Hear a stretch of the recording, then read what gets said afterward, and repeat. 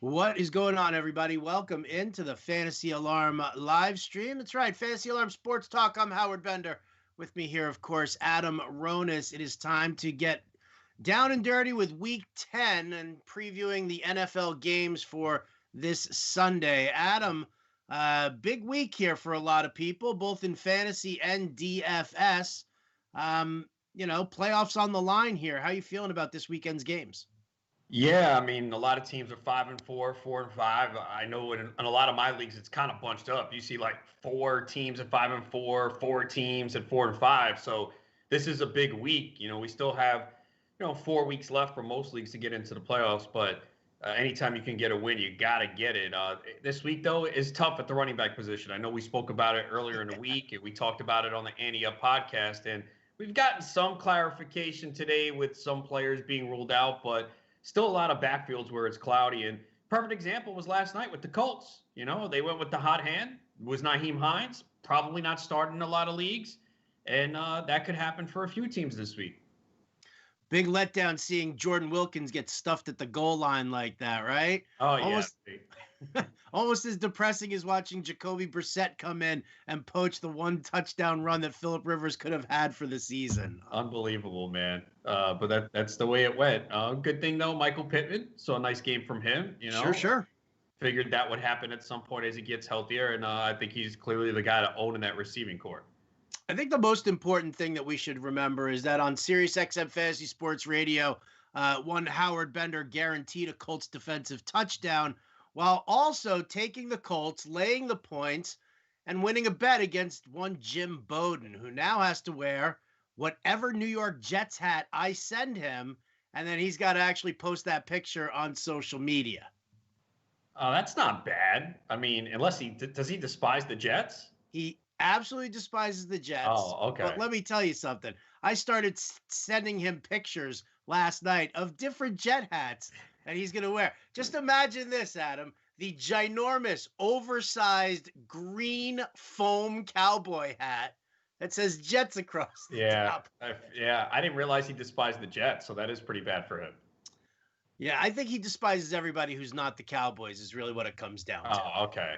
I'm not like that. Division rivals differently. I don't despise the Jets. All right, well, let's take a look ahead here for Week 10. Let's start going through some of the games here and see what we like, both for fantasy, for betting, for DFS. Take your pick, whatever, however angle you want to cover each game. Let's just march through on that. Let's start off Jaguars facing the Packers in Green Bay. Some banged up issues with Jair Alexander for the Packers. But I mean, it's the Jaguars and their defense is terrible. Packers are really going crazy here. What do you like about this game? Yeah, I mean, obviously Rodgers, Devontae Adams for DFS. I mean, those guys are on a roll. You can keep going with them. On the Jacksonville side, this is good news for DJ Chark. Jair Alexander listed as doubtful with his concussion. And, if you want to really go cheap, you could look at Chris Conley or Keelan Cole, because you got to figure Jacksonville is going to be playing from behind with about 14-point underdogs, 13.5, 14-point. I expect Green Bay to put up points and Jacksonville to play from behind. So it could hurt James Robinson a little bit, though. We saw more Chris Thompson last week in hurry-up mode. So just be aware of that if you're looking at Robinson and DFS because of the great matchup against the Packers' poor run defense. All right. Tampa Bay, they need a big rebound this week after getting humiliated by the Saints on Sunday Night Football. That's not sitting well with TB12, AB, Godwin, Evans, Gronk, that whole crew. Super upset. They're taking on the Panthers, the McCaffrey-less Panthers, and they're a 6-point favorite here on the road. Does Tampa Bay bounce back? Yeah, I think they do. It's a good matchup here against Carolina. I thought that they would lose to the Saints last week. I just didn't think it would be in that fashion. No one could have. But yeah, Brady bounces back. On the other side, I mean, Mike Davis is someone hopefully you held on to. You're going to play him. It's a difficult matchup. Tampa Bay is good against the run. They haven't been as dominant as early in the year, but they're still a tough team against the run. But Davis should get it done in the pass game. He did have 8 receptions against them earlier this year. I believe that was the game McCaffrey went out, and he's extremely cheap on DraftKings at $4,000. So it's hard to get away from him. Even in GPPs, he just opens up so much salary. But anytime a player is highly owned, it does make sense to go in a different direction. But if you play multiple lineups, I could see fading him in one or two. But in cash games, just lock him in. I figure you do. Now, does the matchup against Tampa Bay's run defense kind of make you nervous, or is he just such a bargain that he really doesn't need to do much to actually pay off? Well, you could look at the flip side. In the 2 games before McCaffrey came back, he only had 8 points in a PPR. But one of the games against Atlanta, they weren't throwing him the football. I didn't understand why, that Thursday night game. Right. So you could say, well, maybe he only catches 5 passes for 40 yards, doesn't do much on the ground, doesn't find the end zone. He could be a bust. Certainly, you could take that angle. And again, anytime you know that the field is going to be heavily on a player in a tournament, it makes sense to go against it. Now, it backfired for people weeks ago. Remember Gio Bernard, Jamal Williams? We knew that they would be pretty highly owned. If you faded that, you probably lost. So you got to take a stance and go with it. But yeah, I mean, he should still catch 5, 6, 7 passes, and maybe he finds the end zone. But it is a difficult matchup of $4,000 for a running back that you probably see getting 12 to 15 touches. Hard to go against that. Right, 5 to 7 catches probably in a PPR format on DK makes it real nice. Eagles getting some weapons back for Carson Wentz. He's got Jalen Reagor. He's got Dallas Goedert. He's got Travis Fulgham. He faces the Giants. Tough NFC East battle here because, I mean, listen, division rivals just always play each other tough. Giants are a 3.5-point underdog at home. Giants have been like the cover of the week every single week here. They still manage to deliver for you here. Does that affect you the way you see how this game plays out? No, I think the Giants defense has played very well. I don't know if people realize how good they've been, even for fantasy purposes. I think they're a decent streamer this week if you're really hurting a defense. I think I am using them in a league or two. We know Wentz has been prone to turnovers, but I do like Carson Wentz this week. He's been putting up good fantasy numbers. We've watched him at times, and he has not played well and makes poor decisions. But this offense is moving up. Miles Sanders would be back. I think he's solid in DFS too. I don't know if people are looking at him. 6,400 on DK. I know sometimes people are hesitant first game back, but I think he's in play and really like this offense going forward. Fulgham's been excellent. So, and on the Giants side, there's not much to like offensively, especially in the backfield. Slayton is probably going to see a lot of Darius Slay, and he just hasn't seen as many targets with Sterling Shepard back. But Evan Ingram's not a bad play. He's been coming on. I know he was disappointing for most of the year, but he's been coming on strong, and it seems like they finally figured out how to get the ball to him. All right, moving on over. Houston against Cleveland. Now, this is an interesting one here because, as you said, Miles Sanders, 6,400. People don't like using a guy on his first game back. This could be the return of Nick Chubb. Now, we are hearing there's rain in the forecast for Sunday and Monday. So that's going to be a bit of a burden there. And I wonder if Stefanski kind of holds him back because it was a knee injury, but he's been practicing without the brace the last 2 days. Do you trust Chubb like you would trust Sanders? DFS, probably. Season long, I'm definitely playing him if he's active. I don't see, if he's healthy and good to go, I don't see why they would limit him. They'll still mix in Kareem Hunt, but I think that Chubb was on a roll before, and it's a good matchup, so I would use him. Yeah, I would use him too as well. And it's going to be interesting to see what the carry distribution is between Nick Chubb and Kareem Hunt. We're going to be doing a little something different later on here in the show. Shout out to our friends over at Thrive Fantasy. It's a new props pick DFS game that you guys are going to be wanting to play. I've got an article up on fantasyalarm.com outlining 20 of the props. What we're going to do here later on today is Adam's going to make his 10 picks out of the 20 props, and we'll see if we can't win you guys a little bit of money as well. The reason I bring it up now is because there's an interesting prop on Kareem Hunt. So we'll see if that's one of the ones that Adam takes. Moving through here, the rest of the games, Washington football team against the Lions. Lions are favored by 4.5. It is a home game. Matthew Stafford has not looked good. I know he got concussed last week. He is back in action. He is going to be playing. He doesn't have Kenny Golladay. I kind of worry about the way this Detroit Lions offensive line matches up against the front seven for Washington. Yeah, Washington's been really good against wide receivers too, so don't think automatically that Marvin Jones is a lock. We did get good news today though on TJ Hawkinson. He was back at practice after missing yesterday with a toe injury. So Hawkinson, believe it or not, I got him ranked number 2 at tight end this week. It's kind of an indictment of the position, but also Hawkinson has been pretty consistent, been able to find the end zone. So yeah, I don't like much on the Detroit side. I think Washington's a good streamer, and I love Terry McLaurin on the Washington side. I do love Terry McLaurin as well. Even with Alex Smith under center, Terry Yeah. McLaurin, dude's been unbelievable. Only 3 touchdowns on the season, but still, the guy has just been such a strong player. In the game that everybody is going to be in on in the DFS community with a 56.5 implied total here, Buffalo visiting Arizona. I mean, this one, I mean, let's face it, this one's going to be it's going to be a crazy game. We watched Josh Allen pass all over Seattle. We watched Kyler Murray last week just annihilate Miami's defense. I mean, this is this going to really deliver the fantasy points that everybody is hoping it will? I think so. I mean, both defenses have been shaky.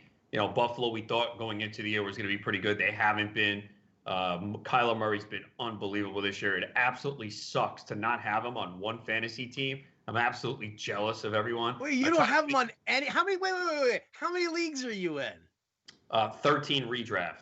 And you have 0 shares of him. No, because I'm a wait on the quarterback guy, and this year it kind of burned me. Like, so in best ball, I did get Dak Prescott and Russell Wilson in round 7. I'm like, all right, round 7, I'll do it. But in redraft leagues, I kind of waited a little longer, and we kind of had a brief discussion on this. So, I mean, the season's not over. I think it has hurt a little bit this year. I do have Herbert in a couple leagues, so that was a good pickup. But, I don't have these elite quarterbacks. I still have good teams, but it might prevent me from winning a championship. I tried to make a trade for Kyler Murray this week. The guy's like, I need James Robinson and Robert Woods. Okay, see ya. I'm like, come on, man. You know what I'm saying? Like, you're overpricing him. But, Murray's unbelievable, man. Like, you just keep playing him. I mean, his floor due to the rushing is insanely high. And Christian Kirk, man, I don't think he's getting enough respect, man. All he does is produce every week. And I know a lot of it is touchdown driven over the last 3 weeks, and that can dry up at any time.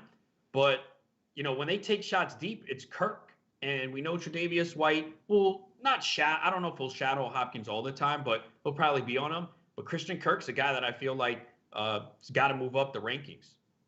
Yeah, I agree with you. I mean, I think, listen, anytime somebody goes deep for a big touchdown, we can always say that they're touchdown dependent. But the bottom line is that, Hopkins has been getting double teamed.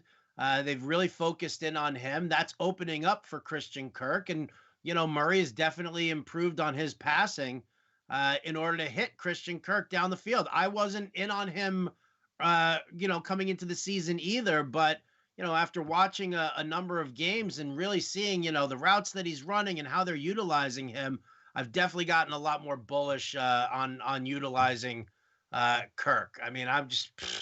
in this matchup here, I mean, yeah, this is going to look like a really nice shot for him for sure.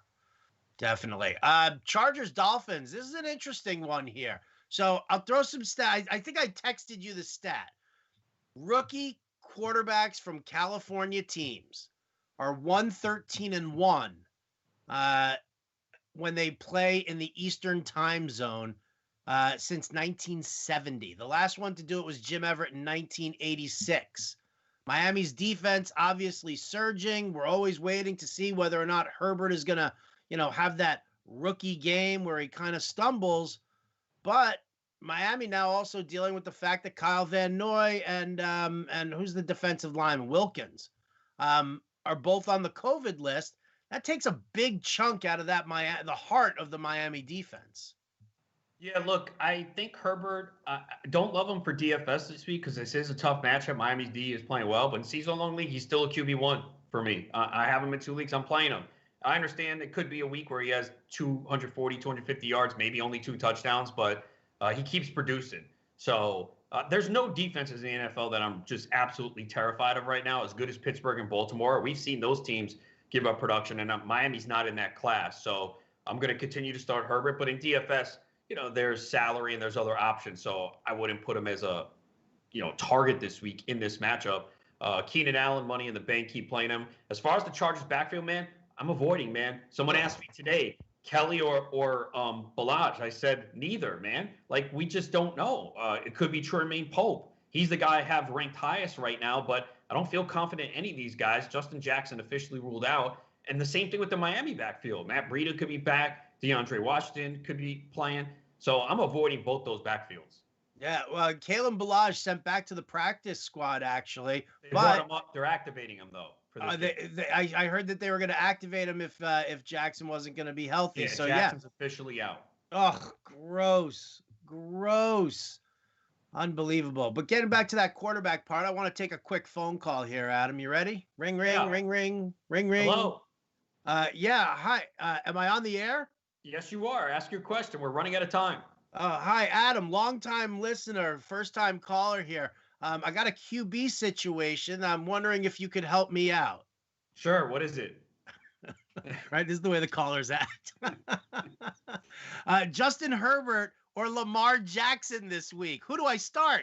Yeah, that's a question I got on Twitter, although the scoring parameters were different. It was 1 point for completion, -1 for an incompletion. And in that setting, to me, it's Herbert because Lamar Jackson just doesn't throw a lot. And Stephon Gilmore practiced today. I would still go Herbert. I don't hate Lamar this week, and he could bounce back. I mean, New England's defense was vulnerable last week against the Jets, and Joe Flacco was throwing deep passes. But I'm going to stick with Herbert just because what if the Ravens have a lot of success on the ground and Lamar doesn't throw much? So I'm going Herbert. All right. I love it. Broncos, Raiders. This is an interesting one. Raiders are favored by 4 points. I've been talking to Craig Michelot on the Wager Alarm live stream. We're both kind of tilting towards the Broncos in this matchup. Drew Lock and this offense has like really blossomed in the last 2 games. Granted, it's been in catch-up mode, but still, the passing game has looked really strong. Jerry Jeudy, KJ Hamler, Tim Patrick, Noah Fant. There's a lot of weapons there. Yeah, I'd kind of lean that way too. I've been kind of underestimating the Raiders this year, though. They played a lot better than I thought, so I think they could win this game, but I think it'll be close. Divisional game. So, yeah, I would take the points as well. As far as DFS, there's not much that I like here, though. I mean, if you want to pay up for Darren Waller, but I don't think you have to this week. There's some pretty good cheap tight ends that I like, and there's no Kelsey on the slate with him being on bye. Denver's backfield, it's a headache. Lindsey's running better, but it's still a lot of Melvin Gordon. Gordon's out there a lot because he's better in pass protection, and they've been playing from behind, as you alluded to the last few weeks. So not a lot I like in this game. All right. San Francisco against the Saints. Saints favored by 9.5.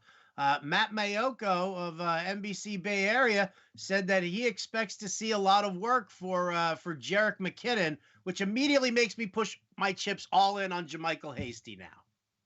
Yeah, good luck with that. Mayoko's lied the last, 4 straight weeks? Yeah, I don't know, man. I mean, I have McKinnon in a few leagues, and it's like I don't want to use him. I got fortunate in one of them. It looks like Gio Bernard's going to start, so I'll clearly play Gio over McKinnon. McKinnon gets the extra – that was a Thursday night game, so he has the extra days to rest. I mean, look, I got to rank McKinnon highest, but it's San Francisco, man. You just don't know. At least we know Coleman's out. Mostert's not back. On the Saints side, no one's – is it me or no one's talking about Michael Thomas this week for DFS? Nobody. Yeah. I know there's a lot of good receivers from the Seattle game, Arizona, Keenan Allen, McLaurin. There's so many good ones, but Michael Thomas is still cheap. And, yeah, he only had 5 catches for 51 yards last week. They didn't need him. I think he could go off in this game, and I think he's an interesting DFS play for sure. Yeah, I really like that as well, and I feel like he could end up under-owned just because people aren't, paying close attention to him. Everybody's so focused on the Buffalo-Arizona game, right, or they're so focused on which Seattle wide receiver to use that they end up kind of faltering on that one.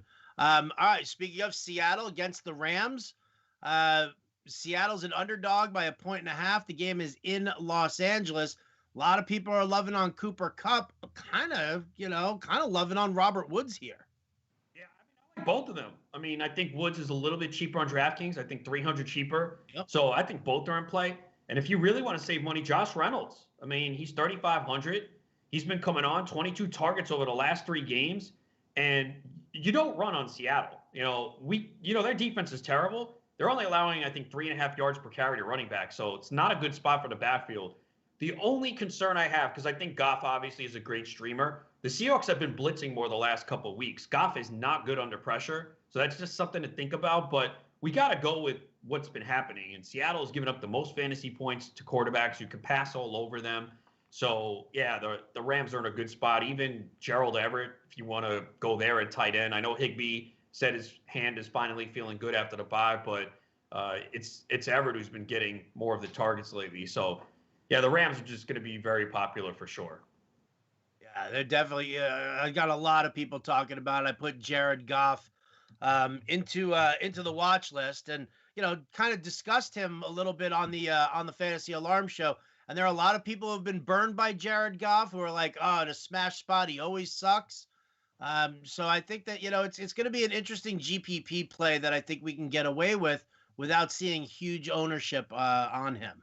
Yeah, I kind of feel the same way too. It's like, yeah, it's hard to trust the guy, but this is just a spot where everyone smashes. And the other thing is, when you play Seattle, you run a lot of plays just because of the way they play. So more plays means more fantasy production. So I am in on Goff for GPPs and streaming. I have him as I think I have him as a QB1 this week, yeah, I think I do.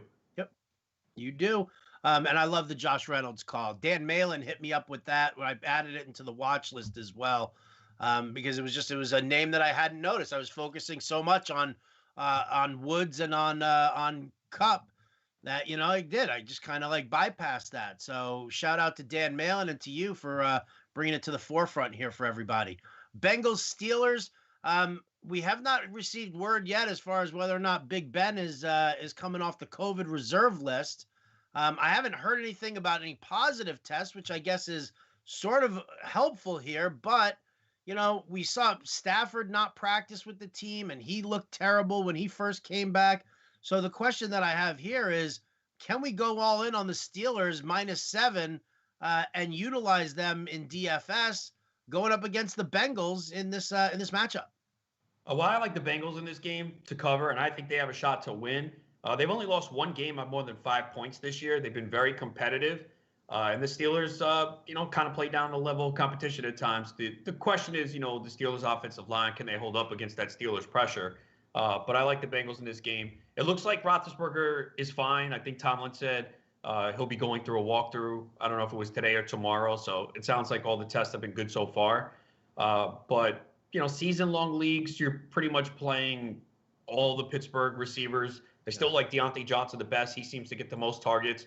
Gio Bernard's a tough matchup, but he's produced when he's the starter, assuming Mixon is out, who didn't practice again today, and it looks like he's doubtful. I like Tyler Boyd. I think this is you can attack the Steelers middle of the field. So like Tyler Boyd, even for DFS, I don't think people will play him because there's a lot of good options this week. I love, and it's so funny. Tyler Boyd's one of those guys that he ranges between 5,800 and 6,400 on DraftKings, and he never goes higher than that. And I love it because he does. He gets peppered with targets. Burrow loves going to him over the middle of the field, and it definitely works. He's definitely become his go-to. Ravens Patriots, the Sunday night game. Boy, I tell you, fixing to be a bit of a barn burner here, I'm sure. You had talked about the Ravens ground game earlier here. I mean, Ingram possibly coming back. You've got Dobbins. You've got Gus Edwards. How do you make heads or tails out of this backfield? If Ingram plays, I really don't want to play any of them. It's just, it'll be a three-way split. We saw it early in the year, and it's a nightmare. It is a nightmare. What do you like? Do you like, tell me about what you think about this game. Could it be that the Patriots cover because we've seen so much struggle with Lamar Jackson and this offense? I'm not sure. I go back and forth in this game. Usually I'm big on the Sunday night underdog. It's worked for me a lot of weeks. I didn't do it the time the Cowboys played the Eagles. So I'm kind of back and forth on this game because I could see the Ravens just coming out and taking care of business because Patriots just haven't looked good the last few weeks. At the same time, I could see Belichick coming up with something to to fluster Lamar Jackson. So I don't have a strong feel in this game right now. I kind of lean towards the Patriots covering, but I don't have a strong feel for it. I like Jacoby Myers here. He continues to produce. He's getting peppered with targets, and it's the one guy Cam trusts. And I'm benching Hollywood Brown in a lot of leagues. I mean, we saw the Jets beat the Patriots last week deep with Perryman, but sounds like Gilmore could play, and it's just you got to downgrade Hollywood Brown right now until we see that game finally happen where Lamar Jackson can get the ball to him. I agree, and I'm really bummed out about it. Like losing Hollywood Brown, I thought he was going to be like a nice staple in my lineups. Me too. Ugh. All right, last game before we get to our friends over at Thrive Fantasy. Monday night action here. Vikings, Bears.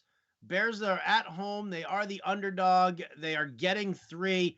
I almost kind of want to lean towards the Bears here as far as the home dog here on Monday night. It wasn't hitting earlier in the season. It did hit last week. Dalvin Cook's amazing. Chicago run defense, they're also quite strong. How do you like this game other than the fact that the Bears offense is totally putrid? Yeah, I actually agree. I don't think the Bears are that good at all, and I was stunned when they were 5-1. But underdogs at home against the Vikings, like how many times have we seen the Vikings in these spots just absolutely flop? So just because the last couple of weeks we were supposed to buy into them now. So the running back situation for Chicago has been awful. We don't know if David Montgomery is going to play, but I think Nick Foles is actually not that bad this week just because of the volume. Robinson, great matchup, was on the injury report yesterday with a knee issue. Hopefully it's not too serious. Mooney and Anthony Miller, deep sleepers as well. Irv Smith didn't practice again today with a groin issue. They did say he's headed in the right direction. That was from the coach. I don't know what that means. He didn't practice. I hope he plays because I am using him this week where Kelsey's on bye. But, yeah, I mean, I think the Bears passing game here can produce against Minnesota. Would you take him +3? Yes, I would. Nice. For those of you who don't remember, last week, Adam and I were both on the Bills and the Saints. We were loving on that one, right? Yeah, I mean, yep. Oh, love we it. We both said, like, how's no one taking the Saints 4.5 dogs, bro? Like, it's recency bias. People look at what happened the week before, and then it's going to happen again. Which is one of the reasons why I want to take the Bears here, because everybody's looking at Minnesota right now being like, it's going to be all Dalvin Cook, and they're going to take that, and they're going to win it, and so that, again, we've talked about this a million times, and I've said it even more than a million times, those beautiful hotels in Las Vegas, all built on the public being wrong. So those are the games. Best of luck to you guys in all your contests. Absolutely.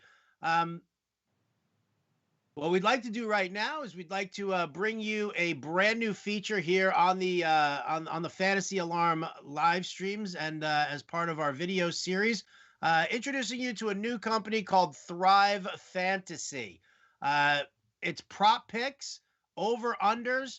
Basically what happens is that what Thrive does is they give you a list of 20 props. You pick 10, you get 2 in case of emergency picks at the end of it. And what happens is similar to like money lines, they award points for whether or not the over or the under hits, whatever you take. At the end of the games, that they total up the number of points, and if you have the most points in your contest, it works. So some people like to take all the long shots and just kind of hope that a bunch of them hit. Some people like to play it a little bit more safe.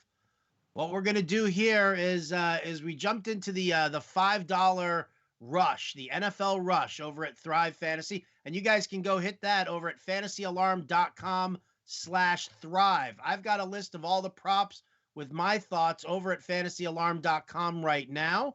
The link is in there. They will match your first deposit if you use the promo code ALARM up to $250. So get in on it. Have a little fun. What we're going to do right now is we're going to get Adam Ronis's top 10 prop picks for the $5 NFL rush. Adam, we'll start it off here with your first choice. You sent me your pick, so I'll just kind of guide you through. DK Metcalf, 82.5 receiving yards. The over is 115 points. The under is worth 85 points. Jalen Samuels possibly going to be, not Samuels, Jalen Ramsey. Jalen Samuels, come on. Jalen Ramsey likely to be covering Metcalf a lot of the way here. Which way you going? Yeah, I'm taking the over. Look, there's no one who has really shown the ability to shut down Metcalf. And I know there's been some talk because Ramsey hasn't shadowed this year for the most part, and he's also played the slot. Ramsey came out and said he's not going to shadow DK Metcalf. But I mean, we can't believe anything. So it's possible that it happens. But Metcalf has gone over this number every game this year except one. So I'm just going to go with the trend here. I know he had that one bad game against Arizona. That's where Tyler Lockett went off for like 780 yards and 3 touchdowns. But I'm going to take the over here. I mean, the guy is just a beast. He's a physical specimen, and he can get a 50-yard play, and then we don't need much more from him. So I'm taking the over. All right, I love it. Alvin Kamara, rushing and receiving touchdowns, 0.5. Now, Kamara was held out of the end zone for like 3 straight games. He got back into the end zone this past week. The over of 0.5 is 90 points. The under, 110. The bottom line is, Adam, does Alvin Kamara get into the end zone? Yes. I mean, you mentioned that stretch where he didn't get in, which is probably why this number is low. He has about 8 total touchdowns in the air, which is fine, but he had a stretch of 3 straight games where he didn't find the end zone before last week. So San Francisco is actually pretty good against the run, but they're so banged up on defense. I think the Saints, put it together last week. I thought going into the year, they're one of the best teams in the NFC. So I see Kamara scoring this week and only a half. Yeah, I'm going to take the over on that. All right. The next one, you talked about it earlier in the day. Darrell Henderson, you said you don't run on Seattle. Rushing and receiving yards, 70.5. The over is worth 95 points. The under, 105 points. Yeah, it looks like he's going to play, but he's coming off injury. We know Malcolm Brown's still going to be in the mix. And again, it's a tough matchup on the ground against Seattle. And Henderson's not heavily involved in the passing game either.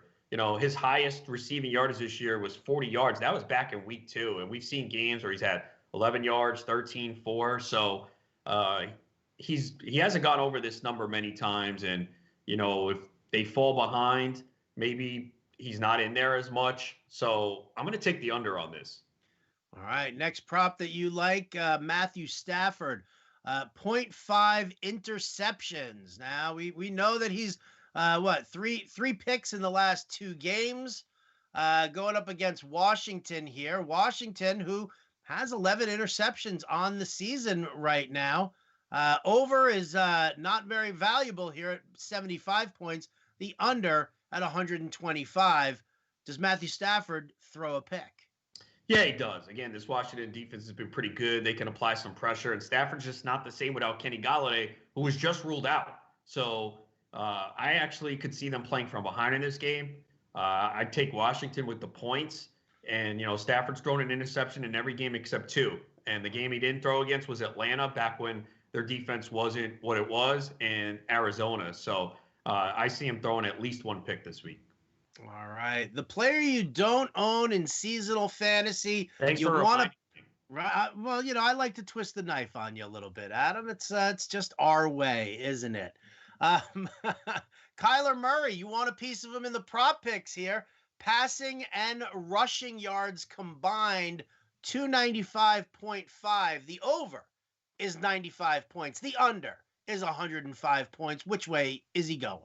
Yeah, I'm going the over, man. I mean, this guy kind of hits this number every single week. Now, he's had 2 games this year of under 200 passing yards, but that was the blowout against Dallas. He didn't need to do anything. And then I don't know how the game against Carolina, he only had 133 passing yards. That was a game that they kind of just didn't show up. But, the floor for his rushing yards is insane, man. I mean, this guy is good for 60, 70, 80 rushing yards every game. So once we get that, we don't even need that many passing yards. And this is one of the highest scoring games of the week. We know Buffalo has been poor defensively. So, yeah, give me the over on this. For the record, Kyler Murray is averaging 67.8 rushing yards per game.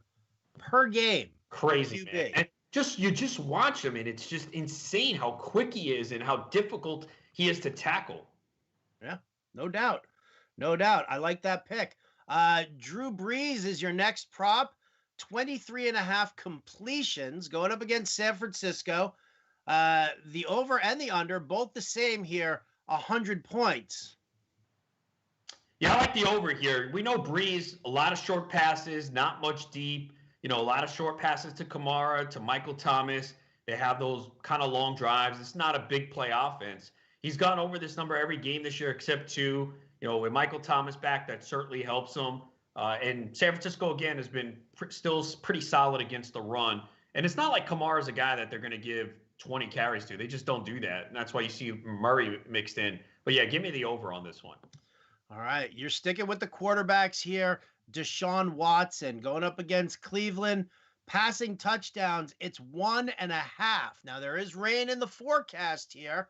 The over, though, is 90 points. The under, 110. Which way you leaning? Yeah, I'm going with the over here. I mean, he's done it every game this year except two, and it was the first two games of the year when they were under Bill O'Brien, and we know how putrid they were, but the offense has been a lot better. So yeah, I would have probably just I don't worry about the rain, it's the wind.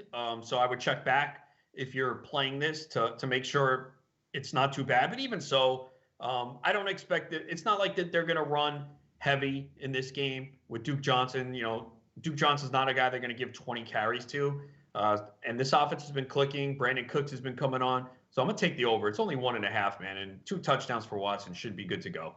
All right, one of my favorite props that's on this slate here right now is one that you chose as well. Chris Godwin, receiving yards, 67.5. Both the over and the under are worth 100 points. So they're saying flip a coin. What's it saying? Heads or tails for you? Which you like? I'm going to take the under here. I'm not as confident maybe as you, but you got Evans, you got Antonio Brown, Gronk. So last week, it was a disaster, kind of throw it out the window. But 67 yards is quite a bit. Godwin's gone over that number twice this year. He's still dealing with the finger issue. So I'm going to take the under here because it could be spread out. And I expect Antonio Brown to be involved again. So I'm going to take the under on this. I also am taking the under on this one as well. For that same thing. I mean, 6 targets for Evans, 6 for Godwin, 5 for Antonio Brown. In Antonio Brown's first game back, I think Gronk had 6 targets in that game as well. So, Tom Brady definitely spreading it out, makes 67.5 yards a tough one to grab. Next one here, going to the running backs, Josh Jacobs. Rushing and receiving yards combined, 90.5 is the mark. Over and under, again, both worth 100 points. Yeah, I'm taking the under here. Denver's been pretty good against the run this year, 8th fewest fantasy points to running backs. And I don't know if the knee was bothering Jacobs last week, but we saw more Devontae Booker. Jacobs is just not involved in the passing game at all. He was early in the year. I don't know what's happened. The last 4 games, he's got 6 receptions and for 25 yards, man. So he's just not involved. They put in Booker, Rashard a little bit. So I'm taking the under on this. All right. And then for the 10th prop that you chose out of this group of 20, we go to Cincinnati. We go back to the quarterbacks. We look at Joe Burrow. Passing touchdowns plus interceptions, 2.5. Now, I think he's only gone over on this one like twice this season. The over is worth 85 points. The under is 115. It's against the Steelers. Which way you leaning? I like the over because I think he's going to throw at least 2 touchdowns and probably an interception. He's actually been pretty good this year, only 5 interceptions. But we know the Steelers can bring the pressure, and maybe he makes an ill-advised throw that results in an interception.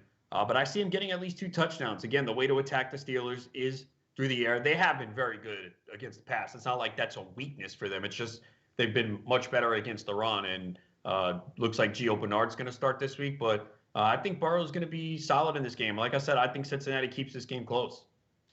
All right. So there you have it. Those are Adam's 10 prop picks for Thrive Fantasy's $5 NFL Rush. I've listed all 20 in my article over at fantasyalarm.com. I've given you my leans on the over-unders on each one of those. Bunch of them still to go that we didn't even get a chance to talk about here. Aaron Rodgers, Robbie Anderson, Carson Wentz, Kareem Hunt, rushing touchdowns, only 0.5. Over, under.